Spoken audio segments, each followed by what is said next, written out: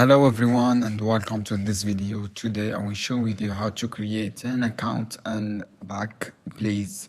So guys, open Google and search for Backblaze and click the first result, and after that write your email here and get started for free. Click this icon.